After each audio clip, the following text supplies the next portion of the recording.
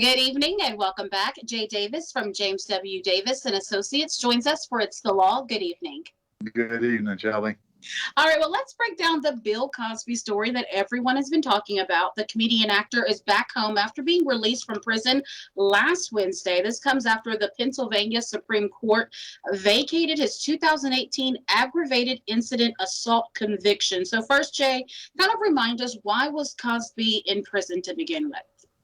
Well, he had apparently some accusers, quite a number of accusers had out. In other words, the statute of limitations had run on any charges regarding those. And he had one that remained that was within the 10 years, and the prosecutor chose to go forward on that charge. So there were some issues with whether or not the other one should have been allowed to testify, whether or not he might have been convicted based on other alleged instances rather than the evidence on this one, which some of us thought might be a problem, but it actually was, they found a different reason in overturning this conviction.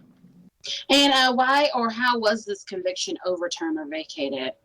This one, it was based on a Cosby deposition that he had done in a civil action. So he had somebody who sued him civilly. I think it was multi-million-dollar judgment that they had won in a civil action against him for the same type of incident.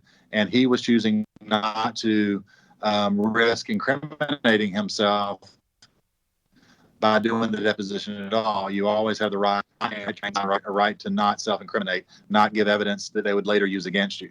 The prosecutor at that time had indicated to him that he was given immunity, therefore whatever he said could not be held against him, and therefore he was instructed to take the deposition. And then that deposition was later used against him in an actual criminal action. Got it. So could he face charges again?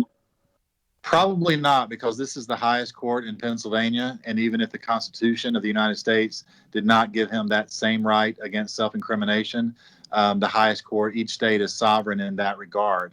So even a constitutional right would not overturn this. And since the 10 years has already been, theoretically, he could be retried without using that deposition. But since the time that has now run, that's probably not available to him. So the issue with self-incrimination is the issue, and people do have a right at some level.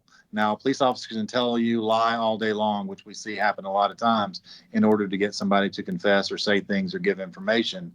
But once a prosecutor at the highest level has granted immunity, it is and should be honored by any subsequent person that comes along, and not say we're going to throw out what the prior person agreed to do with you. So for criminal defense attorneys, this was the right, maybe not the most popular, but it was the right judgment.